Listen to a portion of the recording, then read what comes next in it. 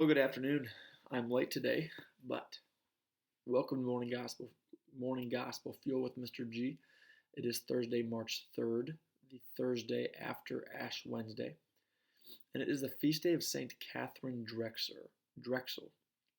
She is a pretty prominent saint here in the U.S., as she is just the second person born in the U.S. That's canonized as a saint.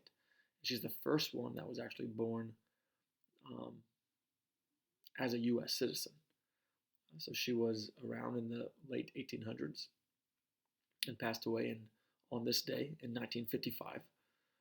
So she was known as a philanthropist, a religious sister, and an educator, which I found this to be quite interesting, that she was very interested in philanthropy her whole life, where she found, I guess she met the Pope in 1887 to request missionaries for work with Native Americans and African Americans, because she saw the injustices that were taking place with them.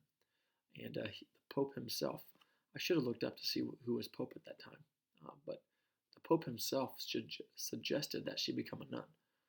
So she ended up doing that. And then soon after, she founded the Sisters of the Blessed Sacrament, and she served as the first Mother Superior.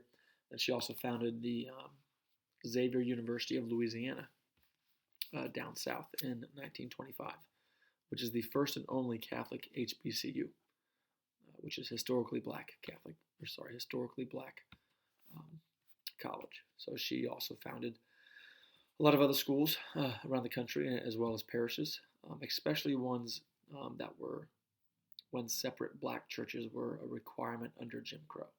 So she was a huge supporter of racial justice, and that is what she is the patron saint of: racial justice and philanthropy. So that is Saint Catherine Drexel. Probably much more than what you needed, but there we go. Today's gospel is from Luke chapter 9, verses 22 through 25. Let's begin in the name of the Father, Son, and Spirit. Amen. He said, "The Son of Man must suffer greatly and be rejected by the elders, the chief priests, and the scribes, and be killed, and on the third day be raised."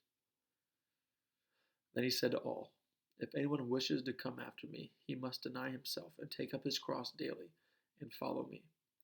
For whoever wishes to save his life will lose it, but whoever loses his life for my sake will save it. What profit is there for one to gain the whole world, yet lose or forfeit himself?"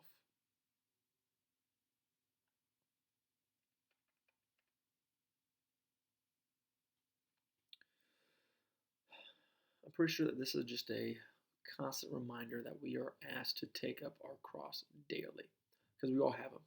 It's just a matter of understanding what suffering is all about, and what we tie our suffering to. Um, this is partially why we have the Lenten season, to remind us um, that this world is temporary. So whether we're suffering or not, um, we need to fix that to the cross, because being a Christian shouldn't be easy if you're doing it the right way, because um, it wasn't easy for Jesus Christ himself, as we all know. So if you're living comfortable, um, and you're not ruffling any feathers, you're probably not doing enough to spread the gospel message of Christianity to others. So I think that might be something that we can work on, is being bold and courageous, and not being afraid to talk about our faith more, and like what the Lord has done for us, um, which is oftentimes learned through suffering. So we have to be able to endure evil and be able to attach it to the cross. Otherwise, how would we ever be able to know what good is? So there it is. How are we taking up our cross each and every day? Because it's a begin again culture, and we can choose to follow him every single morning we wake up or not, because we have that freedom. But hopefully we do it lovingly and freely for his sake, because he did it for us. So have a great day. God bless, and keep it real. In the Father, Son, and Spirit. Amen.